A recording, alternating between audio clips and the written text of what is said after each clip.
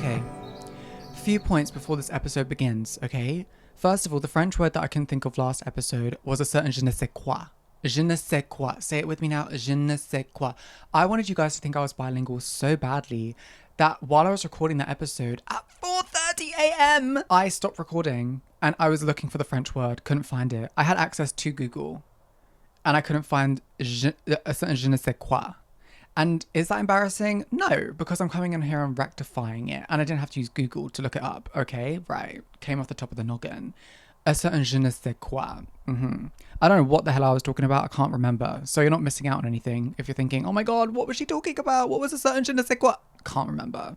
Point 2, I've just had a whole bar of Bournville chocolate. Right, I know what you're thinking, Kit, what is Bournville chocolate? Bournville chocolate is an old maiden type of chocolate. I'm not even kidding. I know no one my age that knows about Bournville chocolate. It's by Cadbury's and it is a dark chocolate. Right. My nan used to love it. So now I'm eating it. It feels like it's lineage, like that's genetics. I just had a 180 gram bar of Bournville chocolate before I started recording this episode. I know what that's special. I do have one chunk left and I'm saving it for the end of this episode. It is currently 17 past 8 p.m. I wanted to test out different recording times. Last week we recorded the episode at 4:30 a.m. This week we're going in the evening, 8:30 at night. And you know what? I think that's special, so let's celebrate that. Something that we also need to celebrate is point 3, which is I want to go to Japan badly. I'm talking Japan. Anywhere, specifically Japan countryside. The Japanese countryside looks a little bit too special for me to not be there right now, you know? Am I surrounded by countryside living on a farm? Yes. Is it Japanese countryside? No. So get me on that plane. Have I ever been on a plane? No, I haven't. Is it the best idea for me to go on a plane to Japan for my first flight? Well, no, it's not, because that's a, how you say, 8-hour/10-hour flight to Japan. And I think people think I joke when I talk about my flight fears. I'm 23 years old and I've never been on a plane. It's not a joke to me. Like, I'm not even... There is just so many points. Like, flying scares me so much. There's something disgusting about just being with people for that amount of time trapped in a tube. Ooh, no, that's not my give. Like, I don't want to be there. Second of all, actually, on that point, I hate it when there's like a lad's holiday and they're on the plane and they're drinking. Drinking should be illegal on planes. I'm sorry. I know that's like the most unpopular opinion ever because I know you bitches love a glass of champagne, but that's cute. When the men have like tons of... Can you have beer on a plane? I don't know. But it's just crazy to me that these men are getting drunk, paralytic on a plane. Like, you're going to prison. And I hope you do. I hope you get off that plane and go to prison. Also, when people drink on public transport, like, why are you drinking 4 Guinnesses? Because you're the kind of person that if you're drinking that much on a train, you're a certain kind of drunk that I don't want to be around. You are. And I've always... Oh my God. There was this one time that I was going to Edinburgh, Scotland, on a train with my friend. I was 17 years old, picture it. I was on a 6-hour train from King's Cross to Glasgow or Edinburgh. And for about, 4.5 hours of that trip, we were sitting next to a drunk man. These 17-year-olds, me and my friend, minors, sitting next to a drunk man who wouldn't shut up. I was trying to listen to like a drag race podcast and my friend was just trying to mind her damn business, listen to Lana Del Rey. And we had this drunk ass man sitting next to us. And then eventually he left after 4.5 hours. And then people were like, oh, you did really well sitting with him. You did really well. Are you crazy? God, if that was me now, I would go up to that drunk man and at least attract him over to me so that he wasn't bothering minors. I don't know where this came from, but this is my point. Like, God forbid I'm on a plane with drunk men, because at my age now, I would not take it. I wouldn't. I would. I probably would. Realistically, I would. Actually, no, I wouldn't. I tell the flyers, I say, you better get these bitches off the plane. And they're like, bitch, we're in the sky. Well, open the door, girl. I'll push them. Wait. But I want to go to Japan. Closing statement. I want to go to Japan badly. So if any Kitsinators live in Japan and you want to give me some accommodation, I will give you a free episode of Self-Interrupted every single night. Right. And that's your payment. Because that flight looks a bit too expensive to be paying you, no shade. Guys, welcome back to Self-Interrupted with, yes, Kit Costello. I am your host. Today we are talking about getting out the house, in brackets, literally and figuratively. Now, Kit, what does this mean? Getting out of your house literally, I don't know how to describe that more to you, babe. You're getting out of your house. You're touching grass. Figuratively, We're going to be talking about breaking down the barriers in your mind. The house is a metaphor for your mind, for your head. Oh my God, she's a poet. So we're going to be talking about that. A nice chill, relaxed episode about reaching your goals, breaking down the barriers in your mind to reach your goals, and how getting outside and out of your house actually inspires you, rather than this kind of like narrative we've been fed that being on your phone inspires you, because sometimes it doesn't and you need to get out of the house. But first, famously, we're going to be doing the catch up of the week. So let's get into that.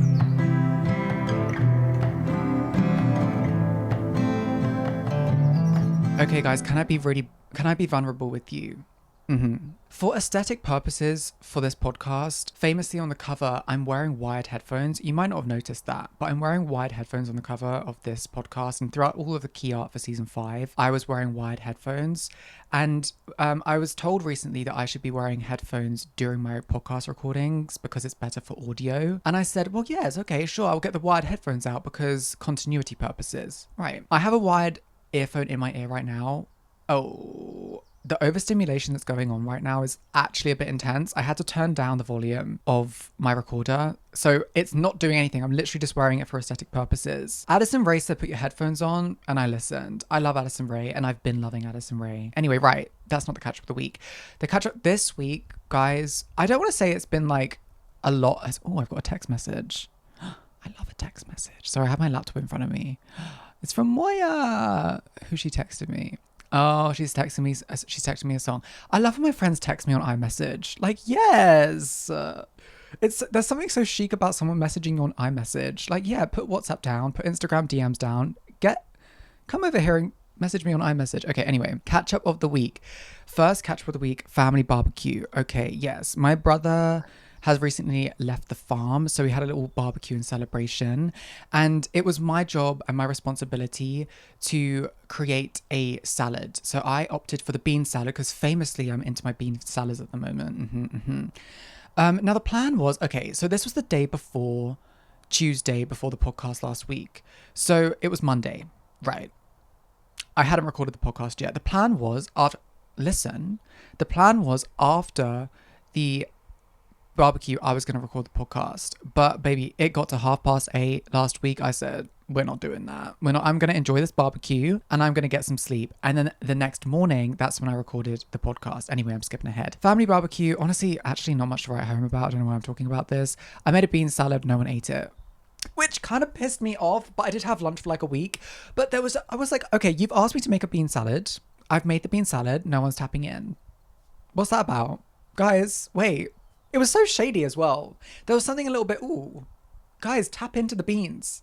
It was beans. It was my bean salad with avocado and cucumber, and I seasoned it really lovely. It looked clapped, like it looked disgusting. It really did. I'm not going to beat around the bush because it looked awful, but it tasted really nice, but no one gave it a chance. They were too busy eating their underdone steak. Ooh. Next morning, I recorded the podcast early in the morning. Famously, I got up at 3:30 in the morning. And then I got ready and I recorded the podcast at 4:30, which honestly, I'm going to be real, was a vibe. It was a vibe, guys. I love being up early. And due to the summer months and daylight savings, whatever, normally I wake up at 5:30 in the winter and it's pitch black, it's dark. I have my coffee, I'm walking out into my shed, my office, my studio, which is where I'm recording right now. And it just feels special. I wake up at 5:30 now, it's light outside. Like, ugh. Like, this is so stupid. Bring back the darkness. I want to wake up and it be dark. Because then, yeah, I feel special. I feel unique. Oh my God, Kit, you up at 5:30 in the morning? It's dark out. You're crazy. Yeah, I am. But now it's, oh, Kit, you wake up at 5:30 in the morning. That's kind of normal. I wake up that time as well because it's light out. Okay, I didn't. So now I'm not special. Is that what you're trying to say? Do you know what I mean? So now I wake up at like, God forbid, 8 a.m. I don't like it. And I don't want to be one of those people that's like, I'm better than you because I wake up early. But maybe I am. I'm kidding, guys. My gosh. Recorded the podcast super, super early. Then it was a mission to get that podcast edited because it literally had to be up that midnight. I had a lot to do that day. I had to bring my laptop and my hard drive around London. Babe, it was the editing the podcast in brackets world tour, London leg. I'm not even joking. I was on the train editing. It felt so serious. You know when people get home from like a 9 to 5 job and they're on their laptop on the train? I was like, wait, I get it now. I do. So I was editing on the train and I felt very special. Then I went to the hairdressers, got my hair done. You literally can't tell because my hair's currently up in a bun. But I got it dyed darker because famously I bleached my hair literally this time last year, which is crazy. I bleached it for a hair competition as I was a model. I was a model in it. At the hair competition, we didn't win, which is great. My hair is now permanently ruined and I didn't even win the competition. Love that. Yeah, it was like completely red last year and now it's not, but I have to get it dyed black. Otherwise it washes out and that's not fun because then my hair goes like a coppery color and I can't go back to that. No. And I got a little trim because I was told that I had split ends. So that was a really nice revelation at the hairdressers. I was editing in the hairdressers actually. I had to put a hairnet on to put my headphones on. And then I walked to a cafe in South Kensington and I edited for 4 hours in a cafe. And you know I only bought one drink. Yeah, I don't want to hear it, actually. My mum and my dad are so funny. They're so polite and well-mannered. And especially like growing up in a small village, like if I was editing in a small village, it would be different. In a small village cafe, sorry, that is. Because I think in terms of like manners and stuff, it's best to like buy a couple of coffees because you're spending a lot of your time in that cafe, I guess. God, that's not my gig. In London, baby, I buy a fizzy drink and that's it. And I'm there for 4 hours and I will nurse that fizzy drink for 4.5, 5 hours and I will leave. Right, and I did. And while I was there, actually, shout out to Emma. Emma had produced a theme tune for the podcast a couple of months ago. And, it was amazing, but didn't fit the vibe. And that's totally on me because I was literally giving her all of these references that literally weren't self-interrupted at all. It was like Ethel Cain, the intro of House in Nebraska acoustic set, performed live in a church. And I was like, oh my God, this is so self-interrupted. And Emma was like, oh, okay, right. And then we produced it. And then as I was going home that day, I was like, oh, I don't know about this. But I was like, I need to live with it for a bit. Literally the day before the episode had to come out last week, I was like, oh, kind of need it changed. I don't really like it.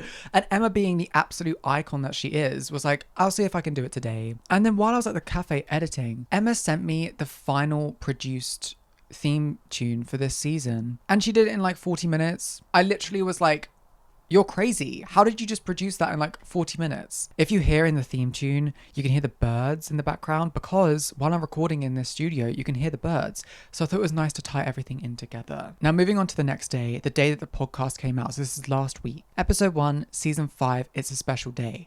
However, I had no plans, but I had recently just bought some new jeans. And one thing about me is that like when I have an outfit that I like, I can't be up in my house at home on the farm. Like I need to get out and serve a little bit. So I went to the village. I did the village across from me, not my local village. I went to the village across from me and I used up a gift voucher that I have for the Indie Village cinema there. So quirky, so different, so unique, etc. And I watched Conclave. Oh, this random Pope serve. You guys know about the Village Cinema and how special it is to me. Like genuinely, they have merch and I'm really considering getting some because that cinema saved my life. Oh, that's so dramatic. But like, I was so depressed in like 2023, 2022 vibes. There was a period of time where I was going every single day to that cinema just to kind of feel something. And they were just like repeating the same films and I would just watch the same films over and over again because I just wanted to get out of the house and be in that cinema. So whenever I go back to that cinema, I love it there. I sit in the balcony seats, like the cheap seats right at the back. Love it. No one's up there. Everyone's downstairs and they have like seating and tables and stuff because it's like an Art Deco kind of themed cinema. And yeah, I was back and I was watching Conclave and I absolutely loved it. I think that film was just it was shot so beautifully. The cinematography is amazing. The acting's great. And I love the nothingness of it. It kind of gives Gilmore Girls in the sense that it's just like you're a fly on the wall. And I think that's so special, especially like the Conclave. If you don't know, Conclave is basically the period of time where a pope has died and they're choosing the new pope. I found it really interesting, especially growing up Catholic. I was like, wait, not my Catholic roots showing. They were saying stuff and I was like, wait, I know that queen. They're talking about Jesus. And I was like, wait, I know her. I know that queen. And also while I was at the Village Cinema, of course, I had to get my jelly beans and my ginger beer, which is just classic. It's classic KC movement, KC being Kit Costello. And then in capitals on my notes, it says, I love the Village Cinema and no truer words have ever been spoken. And I will say, this isn't on my notes right now. That day I was feeling really hot. I was feeling really sexy. Have you guys seen that? Oh my God. Have you guys seen this video of this woman, this middle-aged woman walking down the street, and she has her phone out in front of her and she's like recording like a TikTok or something, and she looks at it and she's recording she goes, this sounds really silly, but I feel really sexy. And then she falls over. Bitch, I turn out for that video. That video makes me cackle every single time. That was me. That was me in the Village. I was like, this sounds really silly, but I feel really sexy. And I did feel really sexy. I was walking around with my little low-waist jeans, my belt, and I was wearing my ballet flats. But I normally wear my ballet flats with socks in them, like white socks have black ballet flats. But I wore no socks with them and I loved it. And then I had my little green cardigan on and I just felt like I was serving a little bit, which is nice because recently I haven't really been feeling myself in my body. Which I do want to talk about. I'll probably talk about it in this episode actually, but also I want to do like a full episode on it. And I just haven't really been feeling like at home in my body, or confident really. So it was really nice to feel a bit sexy. I feel quite sexy. Just makes me giggle every single time. But I did. I felt quite sexy. And I think also me buying new jeans, it sounds so silly, but like having jeans that you feel comfortable in literally is like a peak of my life. I've spent so much money on jeans in the past just because I'm tall. I have like smaller hips, but like there are just like so many different like intricacies of everyone's bodies are so different. So I think finding a pair of jeans that you actually like is so important. And when you do it, you like really feel it and you feel confident. And yeah, I felt sexy and I was walking around and what did I do? I went to the park. I bought a pen at the stationery because I didn't have a pen with me and I wanted to journal. And then I went to the park and I sat on a bench and I journaled. I will say though, my phone is running out of battery so quickly at the moment and it's starting to piss me off a little bit. PISSING-ing me off. My phone was at 100%. When I was in the park journaling 4.5 hours later, 7%. Like, you're going to hell. I bought this phone like 3.5 years ago. What are we doing, babe? You're an iPhone 12 mini. Like, act like one. Anyway, up next on my notes, randomly became obsessed with omelets this week. Yeah, I did, and I won't apologize for it. Omelets, I think, are overrated. No, underrated. I do believe that they are underrated. There's an intricacy to making a good omelet.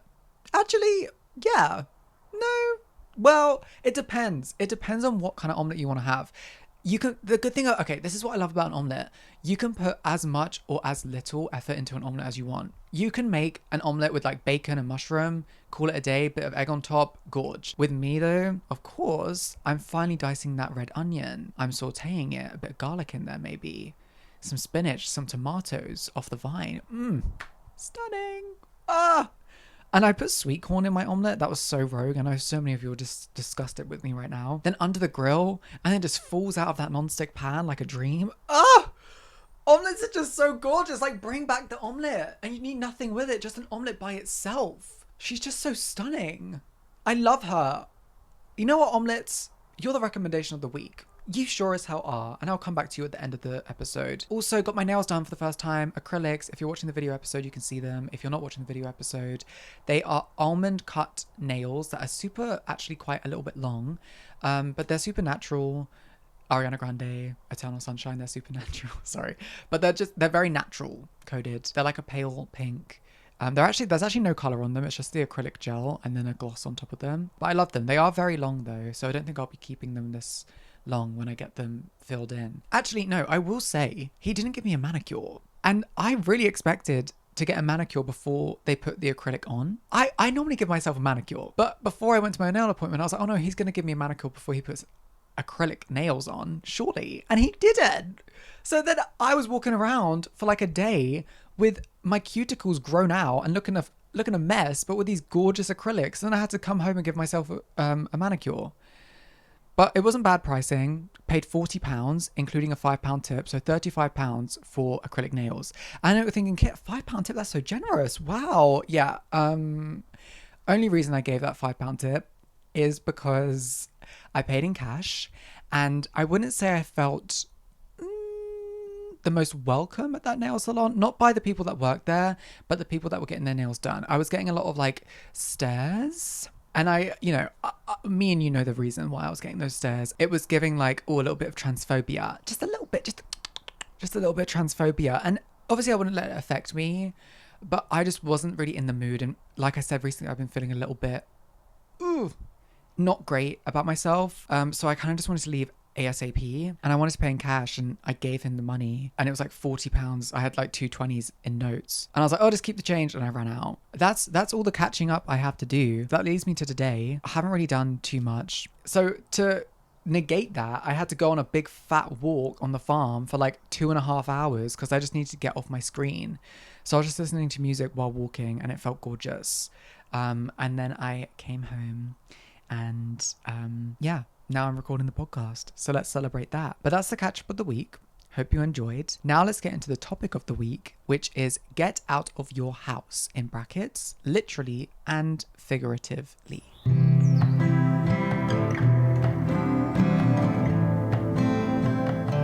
Before we get into the topic, can I talk about my outfit really quickly? Thank you so much. That's so kind of you for letting me have this space. Thank you. So I am currently wearing I'm wearing a grey tank top. This is for the audio listeners specifically, because if you're not watching, I want you to know what I'm wearing. I want you to know the serve, the give. And if you're watching the episode and you're thinking, Kit, you're not giving anything at all, how about you click that exit tab, bitch? Like, what is this energy? Hold on. Thank you. I'm wearing a grey tank top, a little spaghetti strap one. Yes. I'm wearing a Calvin Klein bra underneath. Yes. And then I'm wearing a little, God, it's just falling off of me. This green knitted cardigan. I just can't keep it on. I'm such a mother in an indie film. You know when a mum's in an indie film and she's wearing a cardigan and she crosses her arm and she's like, stay safe out there, kids. And she's on the porch waving. Very me coded right now. Worried mother in an A24 indie film. It's so Kit Costello coded. And then I have my knees up in the frame, and you can see my new acid wash low-rise jeans. And thank you so much for coming to this inspection of my outfit today. I think it's really important for me to get that across, that I am currently wearing an outfit that I'm happy with, because I think it gives like a little bit like cozy girl, like, oh my God, she's so cozy, but also she's just a little bit relatable. Her hair's up in a messy bun, she's wearing a little tank top and a bra. Like, who can blame her? Shut up.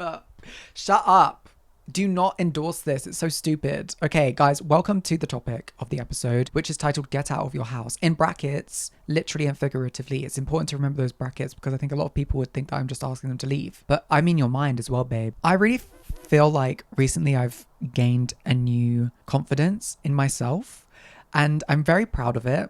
And I didn't know how I wanted to talk about it in like an all-encompassing way, because I think in this topic, I'm going to touch on, like my work and how I found confidence in that, but also confidence in like being able to date, but also how I'm finding going out and going on walks are really like benefiting me and my mental health. So first, I'm going to talk about the literally, getting out of that house literally. And baby, I mean it. I literally mean go outside and touch that sweet grass. Go on walks. Reason being, I find myself almost trapped in my room on my phone constantly, scrolling on social media, taking everything that everyone else is doing into my brain and ruminating on it, thinking, why am I not doing that? And feeling bad about myself, really. And it's Taylor's oldest time, and it's honestly boring at this point, bitch. I'm going to be real. I've talked about this for so many episodes. I just focus on so many people's careers. I mean, I've done a whole episode on it, which is called Feeling Like a Background Character in My Own Life, which again, award-winning title. Can we talk about that for a second? But I've talked about it countless times, but I'd never really come to the conclusion of just like going on a walk. And I know it sounds silly, but recently the walks that I've been going on around the farm have literally healed me. I've just been able to take myself out of the reality that I've made for myself, if that makes sense. This, doing the podcast, doing TikTok, doing modeling, and literally just going out for a walk, touching grass, going in a field, frolicking for a bit, and just realizing that like it actually isn't that serious and I don't need to be crying over any of that. any of the above, a TikTok, a modeling job, any of it. Because all of it feels so suffocating when you're in it. And that's the thing, you know, when you're stuck in a room, like if I was in this room that I'm recording the podcast in and I was scrolling and looking at my analytics and thinking, why aren't I good enough? And looking at someone else's and thinking they're so good, you just get stifled. And social media is built for you to keep coming back to it and keep scrolling. So literally just like breaking that cycle, getting up and leaving, the best thing you can do. And a tip that I heard once, it was actually about procrastination, is it's called the 3-2-1 method. You count down from 3 and then whatever you're doing, you stop and you leave. Because otherwise you just never will. With procrastination, it's one of those things that like you will just keep literally putting off and putting off and putting off until you do the 3-2-1 method, which is just like going, okay, 3, 2, 1, do it or stop doing it and leave, you know? What's really interesting here is that I wrote these notes a few days ago, but under going for walks, in brackets I put, sometimes I feel too self-conscious to go out, but I still do, in capital letters. And this is important. Recently, I have been feeling a little self-conscious in my body and just in the way that I present. I think obviously, you know, being trans and also being a model and just having all these expectations of what my body should look like, it feels a bit suffocating at times. Even something as small as just going on a walk. In the past, I would kind of have the excuse of, oh, I don't want to go on a walk because I don't feel confident and I don't want to go out and I don't want people to see me. I think it's really sad when you get to that place that you would rather stay in your bedroom knowing that that is worse for you than going out and doing something that's good for you, like going on a walk or seeing your friends. Because there have been times where I haven't seen my friends because I haven't liked the way that I look. And I think that is just so, I don't want to say it's narcissistic, because in a sense it is, because it's like you're only caring about the way you look. But I think it's just like, it's just really sad that I put that much expectation and pressure on the way that I look rather than like overriding that and thinking, well, what am I getting out of this? Like if I'm seeing a friend, I'm not really going to be thinking about the way that I look when I'm with them, you know? You think about when you're in your own mind and when you're in your house, okay, let's use that metaphor again. When I'm in my house and when I'm constantly like, when I'm the only one there and it's all my thoughts that are just ruminating in my head, of course they're the only thing you're going to think of because it's 100% of what you're thinking.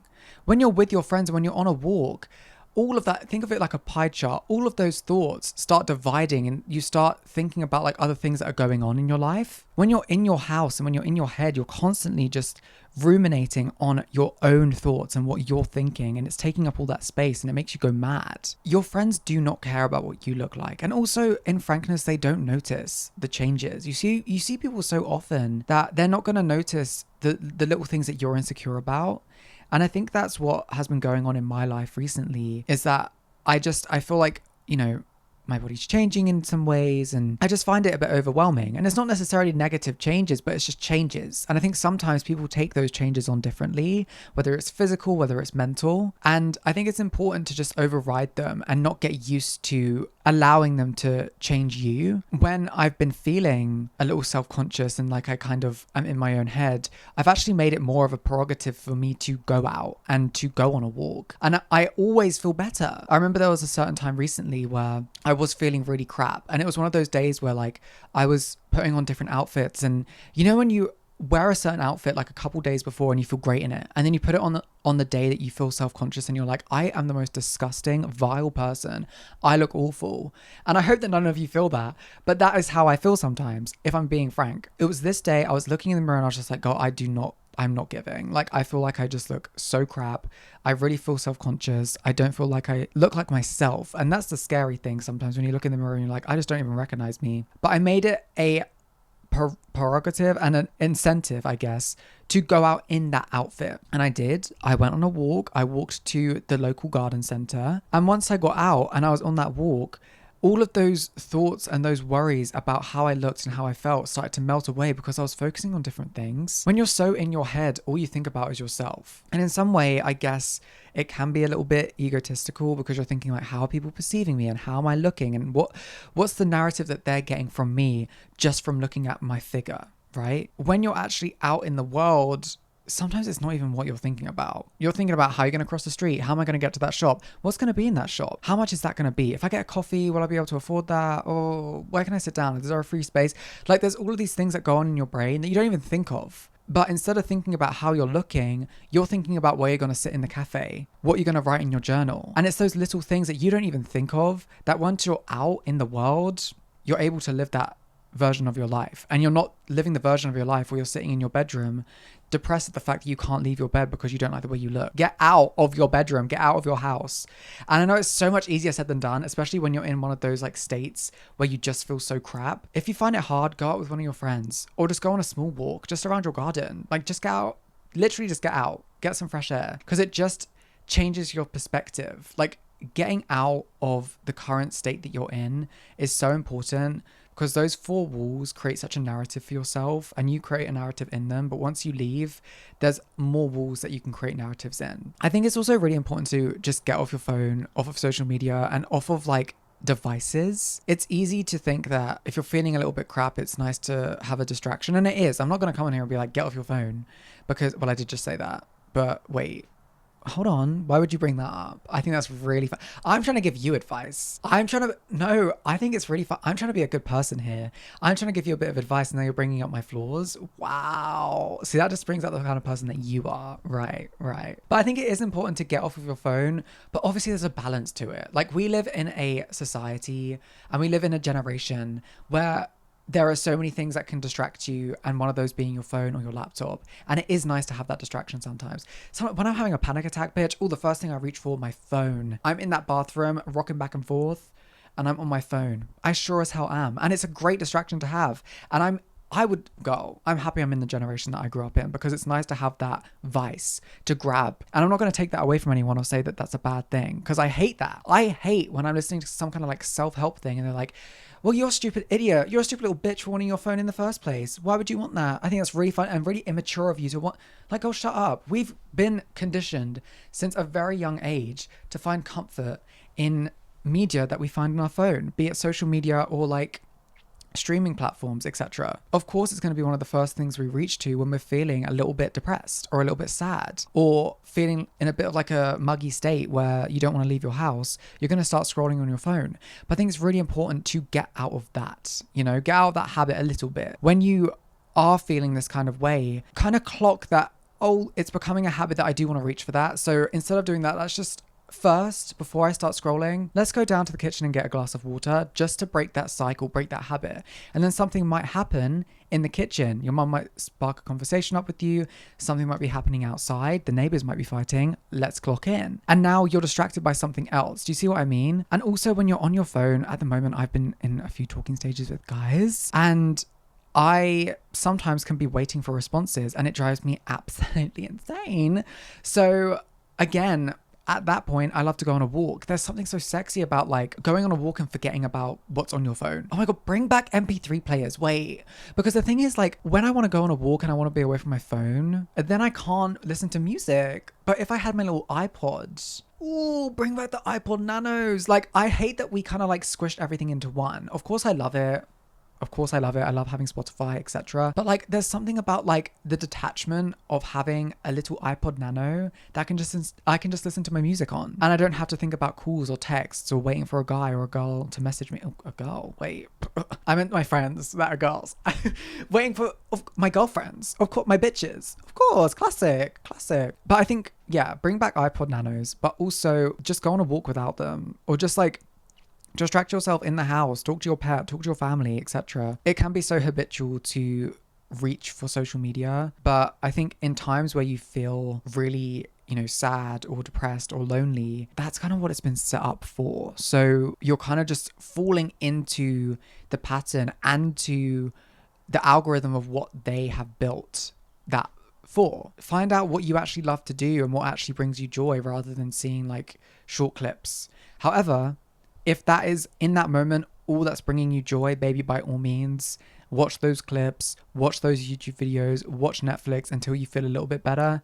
But then as soon as you start to gain a little bit of happiness, a little bit of confidence, shut that laptop for a second, go out for a walk, get out of that house and breathe a little. Speaking about getting out of that house, something I've been doing recently is kind of combining a lot of these together and working on my laptop in a cafe that I have walked to. Like, oh my God, try not to say mother alert. Love it. I have recently been walking to the Village Cafe because they opened one. Oh my God, it's crazy. Like, literally talk of the village. Everyone's going there and it's a bit of a struggle to get a seat. But because I am very unemployed, I go during working hours and I am the only one there sometimes because I go at literally like 2:30 p.m. and no one's there. However, if you're going at rush hour, like a lunchtime, oh, it's the trenches. Everyone's like fighting. It's like Black Friday in America. Like people are fighting for a seat. When I know that I have work to do, I'm at a point now in my, I don't know what you'd call it. Like it almost like maturity of knowing what I like. I'm in a point now where I'm like, I know I will not concentrate in an office by myself trying to do podcast editing or podcast graphics, etc. I will get distracted. I will think about different things and I will just procrastinate.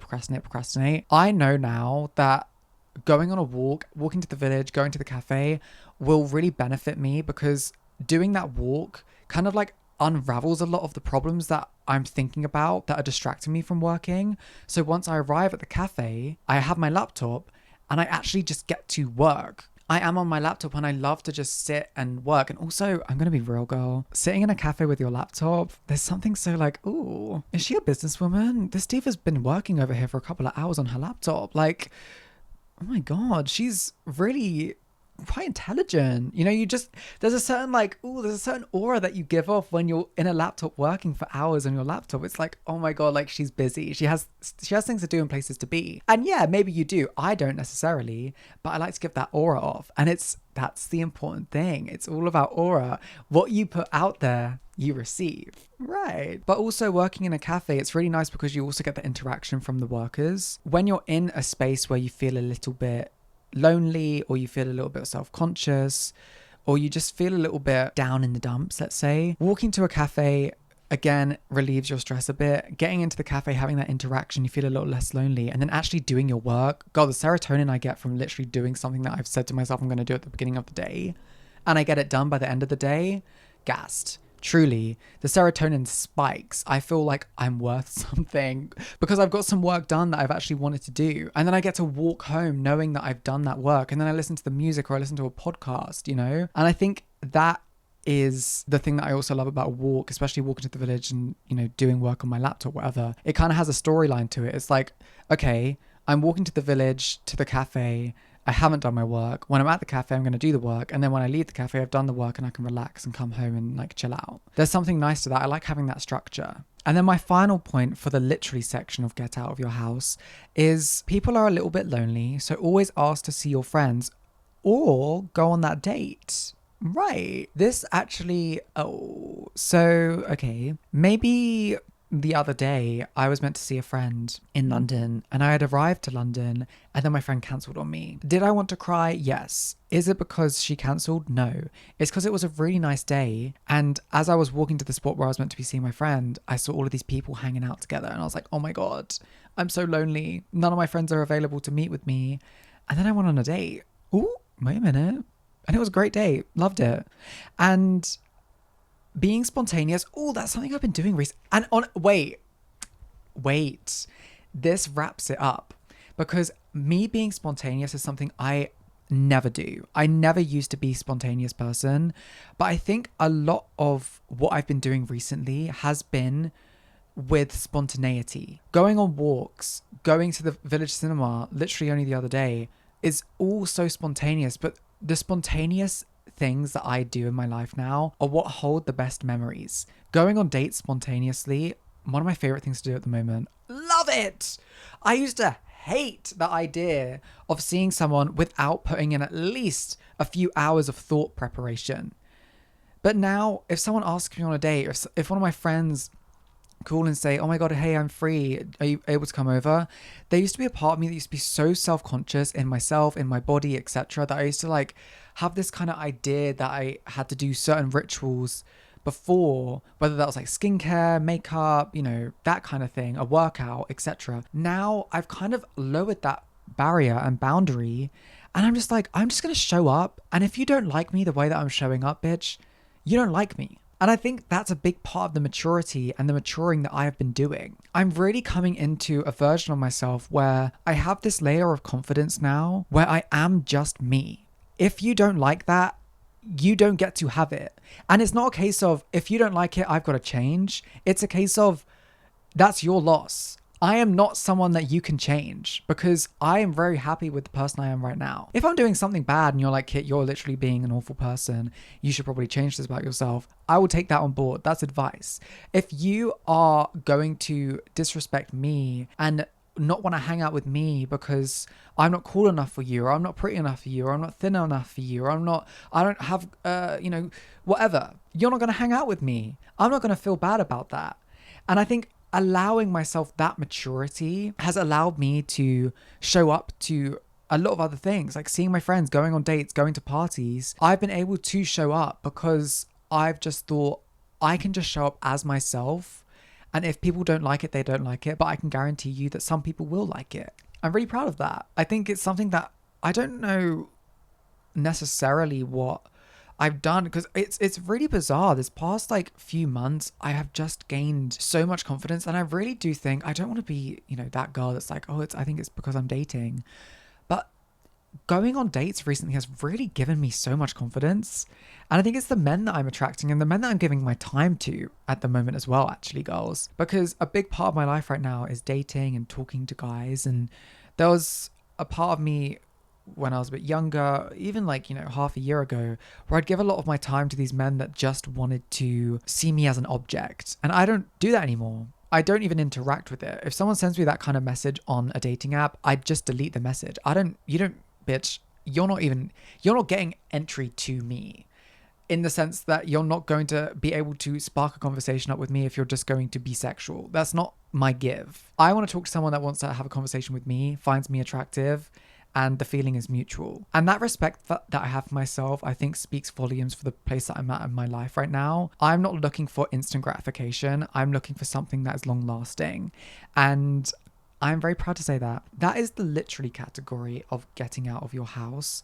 Now let's move on to getting out of your house figuratively, aka getting out of your own head.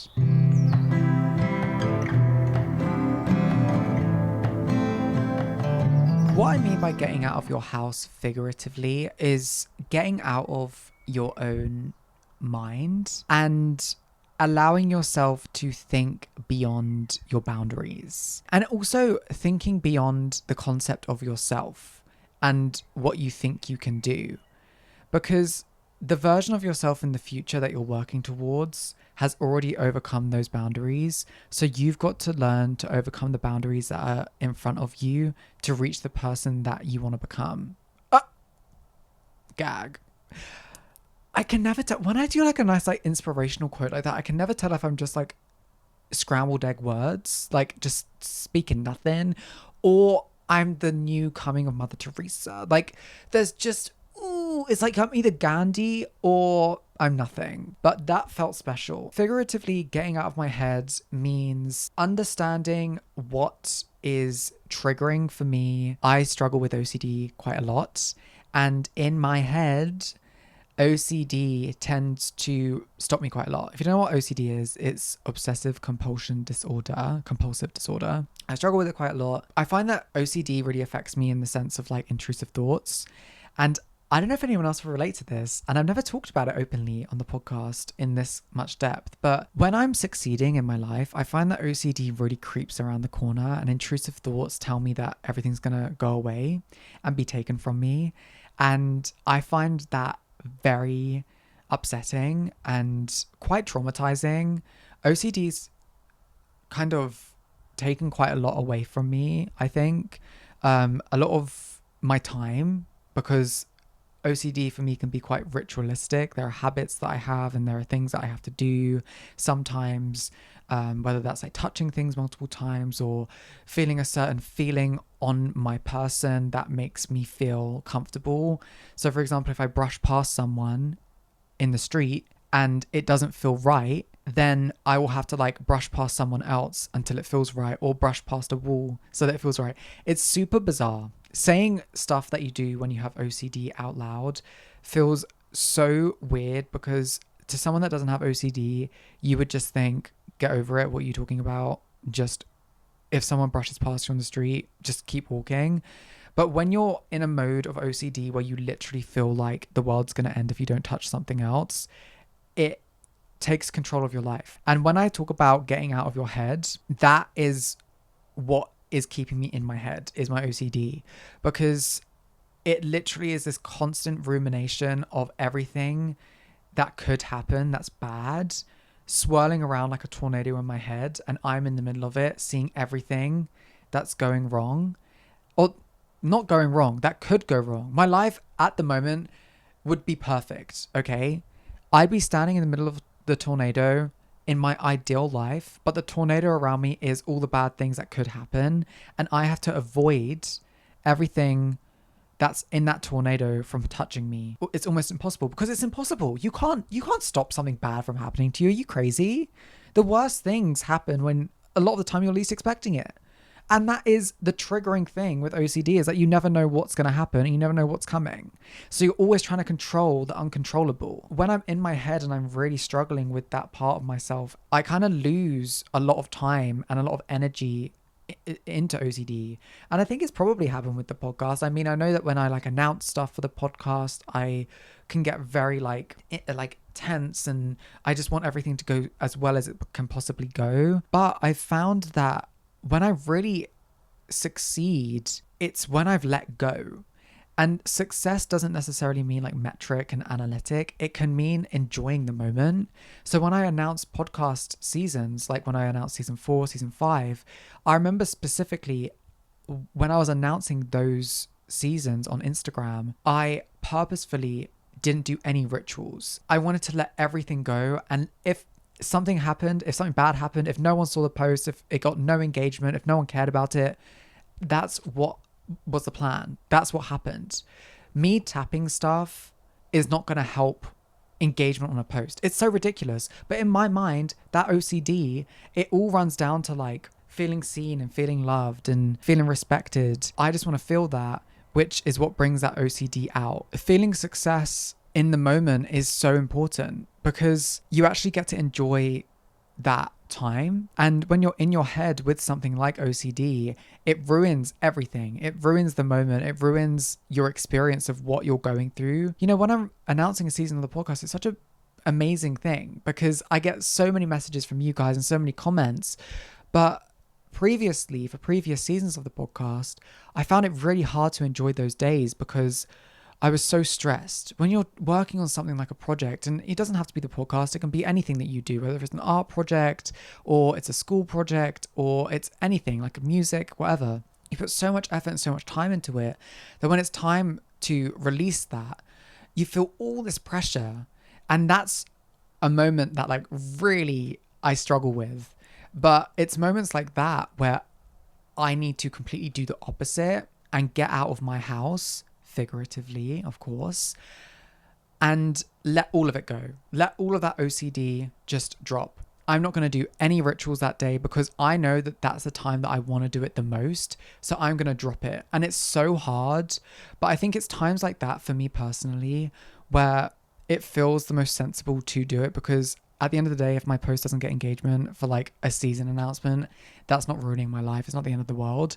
But it's times like that where I can kind of train myself to think, okay, well, I didn't do any rituals. I was getting out of my house, aka I was out of my head. I was living in the moment, and the post did really well. The announcement did well. It got great engagement. Everyone's sharing it. Everyone's loving it.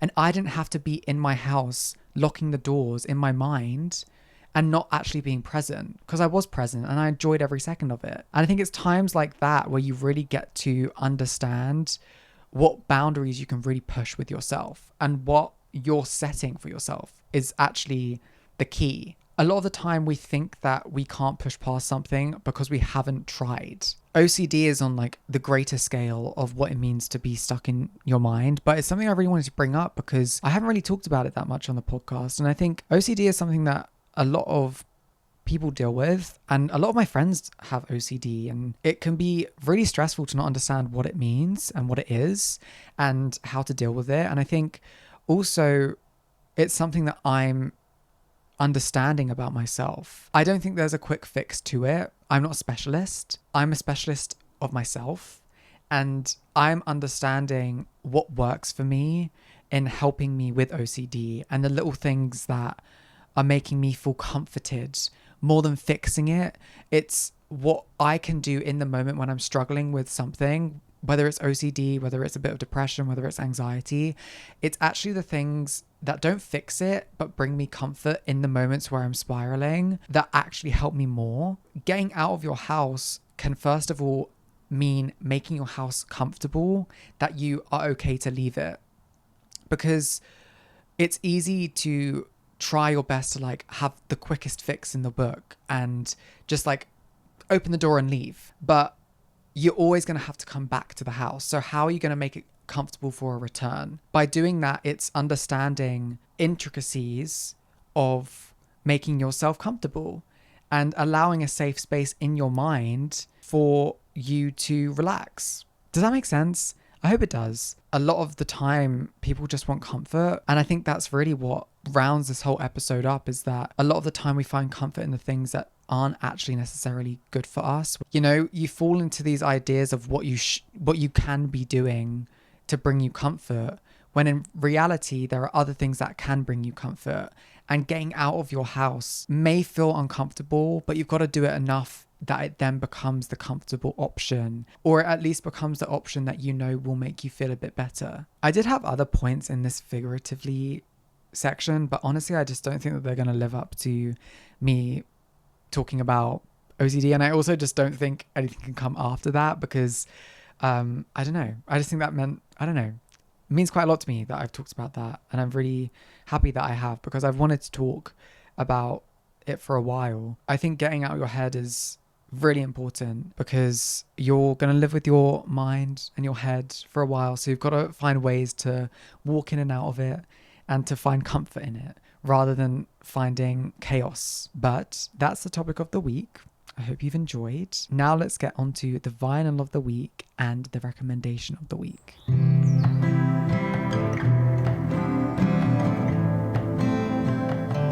The vinyl of the week this week is Vertigo Live from Alexandra Palace by Griff. This is actually a Record Store Day exclusive, so it's not available to purchase, but I love that it's available on streaming, so you can go ahead and stream. I love Griff so much. I love all of these live versions of the song, because Griff's one of those artists that like sounds better live, and I just love the production of, I love live instruments. I live for a live instrument, a drum, a bass. Love it. And there's also a version of, what's the song? It's Last Night's Mascara featuring Isaiah. And Isaiah plays guitar on it. And Griff and Isaiah queen out on Alexandra Palace stage. And I scream. Every time it comes into my headphones or I play it on vinyl, I scream. Anyway, that's the vinyl of the week. Recommendation of the week this week, famously, are omelets. I love an omelet. And I'm not going to stop talking about it, because omelets deserve their praise. They're underrated. So I love you, omelets. You have all the love in the KCCU. A statue is currently being made out of you. Nope, not made out of you. Made for you out of bronze, right? In the town square in the KCCU. But that is the vinyl of the week, the recommendation of the week, and the episode. I hope you've enjoyed this episode of Self-Interrupted with Kit Costello. If you have, please make sure to rate the podcast, guys. Please give it a 5-star review on Spotify, or leave a written review on Apple Podcasts. It would mean a lot to me. You can also subscribe to Self-Interrupted YouTube channel, where you get free full video episodes, which is special. So go ahead and subscribe. We're almost at 200 subscribers. I was about to say 200,000. You know what? Sure. Almost at 200,000 subscribers, so go and subscribe. But yeah, you can also follow the Instagram for Self-Interrupted, where I'm uploading weekly dumps, different photos from the week that I'm going to be talking about on the podcast, and then you can refer to the Instagram. It's a bit special. So go over there at Self-Interrupted Pod. You can follow the TikTok as well under the same username. You can follow me personally at kit.costello on Instagram and on TikTok. But other than that, I hope you enjoyed this episode. I'm sending you so much love. As always, Kit.